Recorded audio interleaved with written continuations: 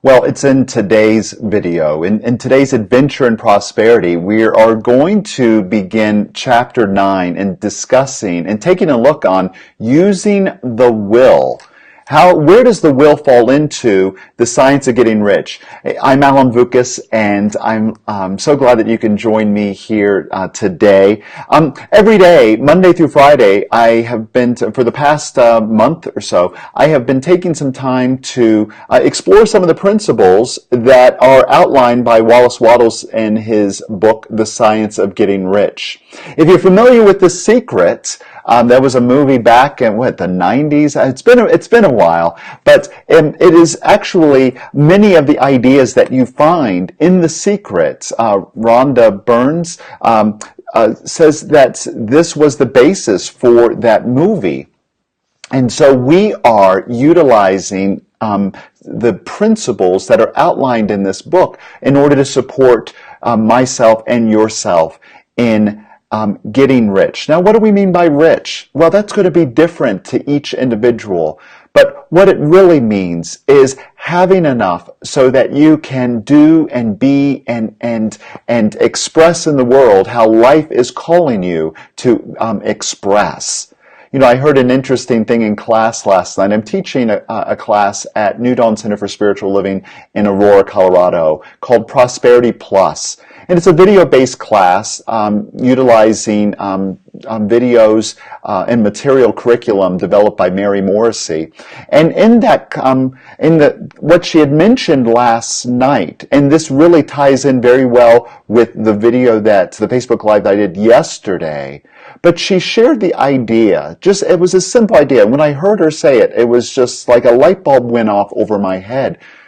She said, if you deserve the breath that you're breathing right now, if somehow you could earn it or deserve it, then you deserve all of the good that your heart is calling you to. Your desire of the Father, those desires that are within your heart is what life itself that has created you is calling you to be, do, and have. And many of us have received messages of somehow that then we don't deserve or we're unworthy or that's too much for us. And that's all ego. Because if that was the case, then all of how life is supporting us with the even gravity, how do you earn this? You don't. You are part of the tapestry of life, and life is seeking to emerge by means of you. We are inlets and outlets of that divine mind.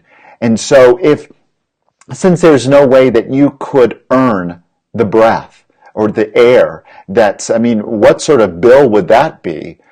The same goes for the desires that's within your heart, the urges, the longings, even the discontents give us messages of what life is calling us towards and saying this way. This is your, the design, your true nature, your true identity. Not the circumstances. Step beyond those conditions into a new life.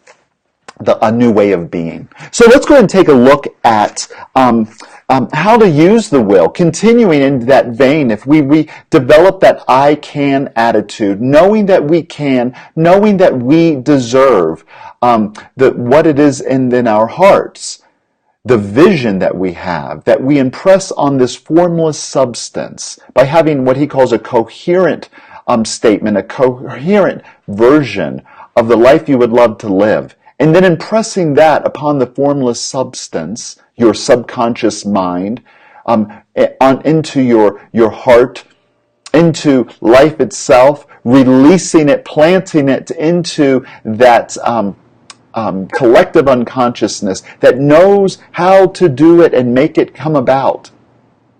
Then how can we cooperate further?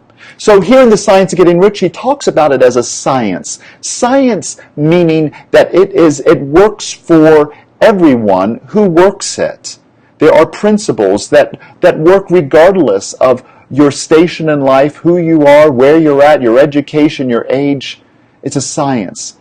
And what he says is that what is required for us in order to get rich, in order for us to get love, to get prosperity, to get harmony, to get strength and stamina, to get opportunities, to get more business. See, rich is going to, the word rich and how you define it's going to be different for you and for me.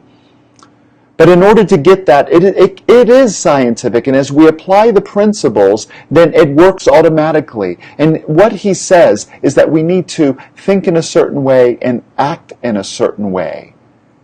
And in part of doing that, in part of the thinking and acting in a certain way, it requires the use of our will. And that's where he starts in chapter 9 talking about how to use the will. And we're going to talk about this chapter. Today's Wednesday. We're going to actually, this chapter, the next 2 days, we're going to be looking at some of the ideas, but I wanted to share with you just a couple thoughts and then unpack those and then anchor them in affirmative prayer, in a declarative statement here this morning. But let me just share with you a couple thoughts.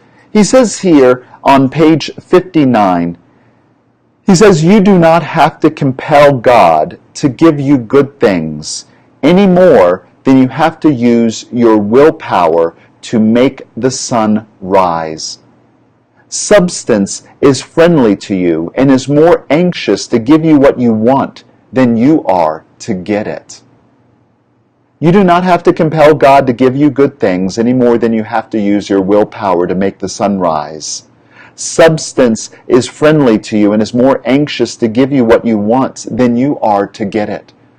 You know, this morning when we woke up, what was it that woke us up? What was it that woke you up? Maybe you could say, well, the alarm went off and that's what woke me up. But is it in fact the alarm, or was there that presence that was within you that was already awake? And in it hearing this alarm, then rose, brought you to consciousness, conscious wakefulness, so that you could begin the day as you had set out. What was your intention by setting that alarm? There's something bigger than you and I that is living us and that is desiring for us to have, to be, and to do what it is that it is wanting to express by means of us. And those are the longings and the discontents. Those speak and give us an indication of what that is.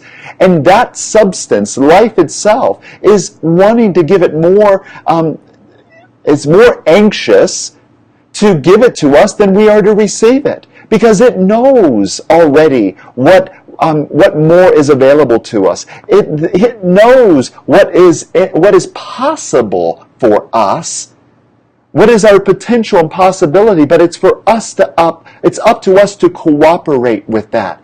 And so we don't have to coerce God. We don't have to use some willpower and try to project onto the universe and say, make it happen. It's letting you know what is possible, and it is telling you, but by you, what would I love, and what emerges in response to that, that is life itself that's saying, this way, come this way. Let me show you what is in store for you.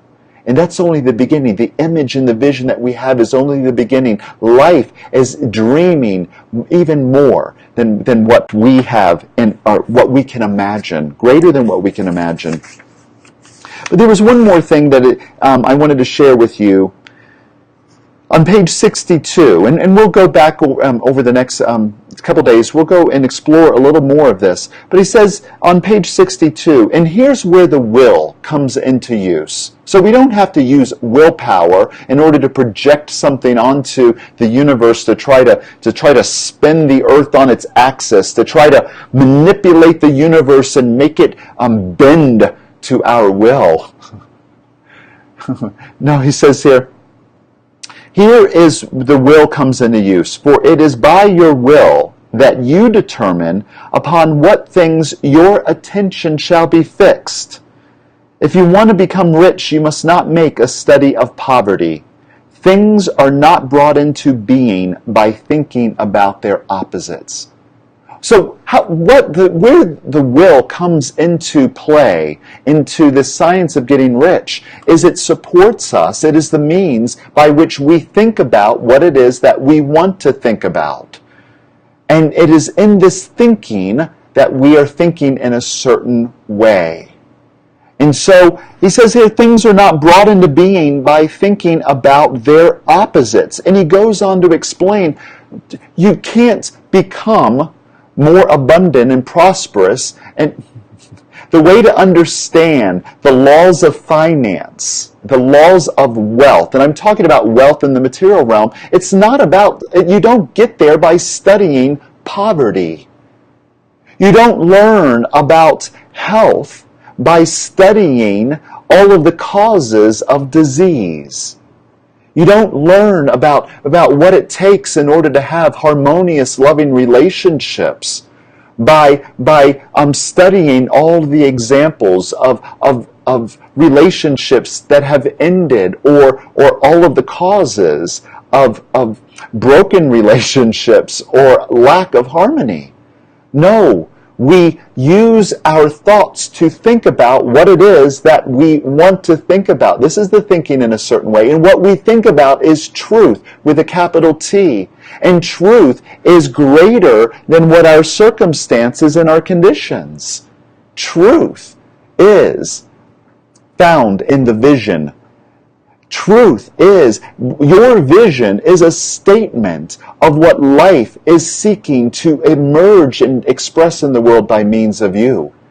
And so in order to have that, then you need to give that your thought. You know, so many times we spend our time looking at all of the, becoming so interested in how did I get here? How did I get here? Now, I know what my vision is, and I know what it is that I want in life. I want harmonious relationships. I want more love. I want more peace. I want more stamina and vitality and strength in my body. I want to weigh the right size. And yes, I know that. But how did I get here to where I don't have it? And this is where many of us get tripped up. We spend time being interested in the things that we really don't want, instead of being interested and giving our attention to what it is that we do want. Michael Beckwith tells this story. He's the director of Agape in Los Angeles. But anyway, he tells a story about how he was driving to work one day and he noticed a homeless man who was standing at the corner who had a sign that said, "We'll work for food." And when he saw this man on a regular basis, as you know, he traveled the same route, same time, pretty much. You know, it's customary. You know, when we get into these routines, and you might even on your commute to work, or even at the office, you go down to the break room at a certain time to get your morning coffee, which, by the way, good stuff. So you might do that on a regular time, and you run into the same people, and we are creatures of habit. And you notice this homeless man who had the sign, "We'll work for food." And Michael Beckwith, the question came to his mind was like, I wonder what would have to happen to someone in order for them to end up in a situation like that. And he saw the man the next day, and he's just like, I wonder what happened to him. What would it take in order for someone? I mean, that he believes, Michael Beckwith, like Wallace Wattles, as Ernest Holmes, as Mary Morrissey, as all of these Edwin Gaines, as myself, as yourself, we know in our hearts that life is desiring more for us, and that is what we look to. But he began to become a little interested. I wonder what happened to him. And it was in just a matter of time. There were things that showed up in his life that began to answer that question. And there was a tax bill, and there were a number of circumstances where he was, if things had not turned around, if he had not turned his attention away from what he did not want, then he would have had an answer to his question of what would it take. Circumstances showed up that began to create conditions where he could have experienced homelessness for himself.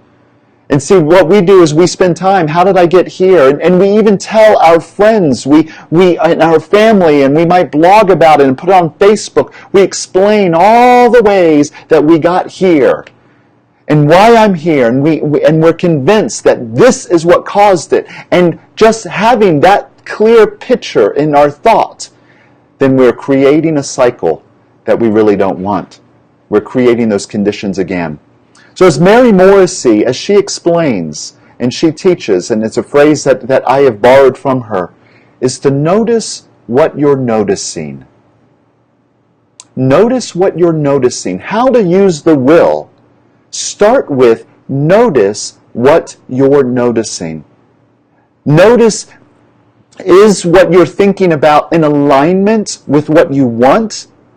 Or are you spending time in worry? Are you spending time in regret? Are you spending time in the past trying to figure out how to avoid those same steps that got you to here? This is the beginning of using your will and thinking in a certain way, is for you to notice what you're noticing. And when you notice that your thinking is not in alignment with what it is that you desire, then you can be sure that you are losing ground, so to speak. You are taking a slight detour from the direction that your heart is calling you towards, that life is calling you towards. So in starting to use the will, don't make a study of, or outline all of the ways that you got to here. Now there's value in knowing, to avoid circumstances, recreating circumstances, but that's not how most of us do it. Worry or regret is not an empowering thought process, and we'll talk more about that in tomorrow's Facebook Live.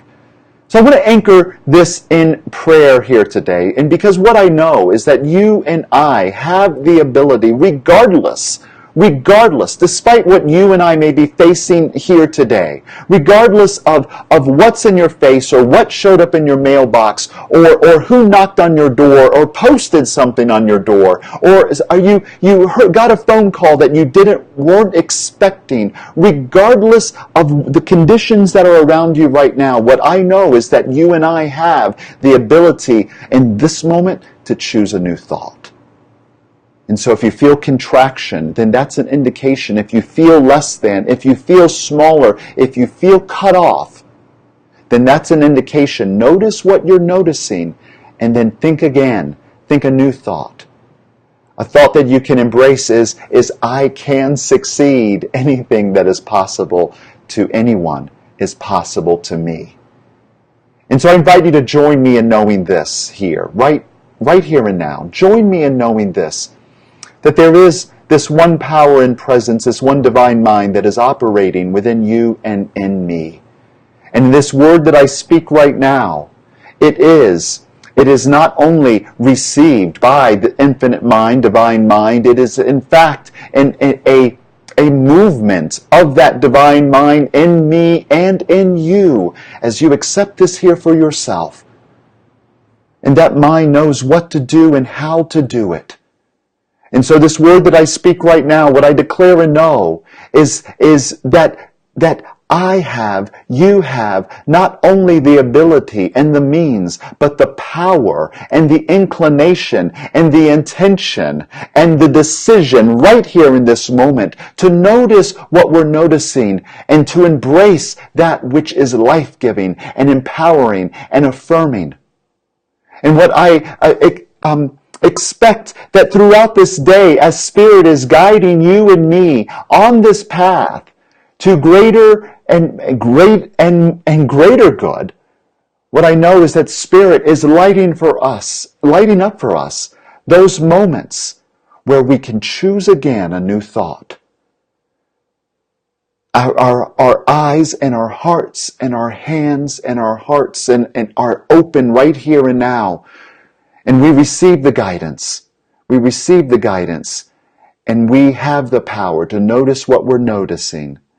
And in that moment, we can choose again to think what we want to think in a certain way, and in so doing, co-create with life, the life that we would love to live. This is what I know to be true, and this is what I allow to be by saying, and so it is.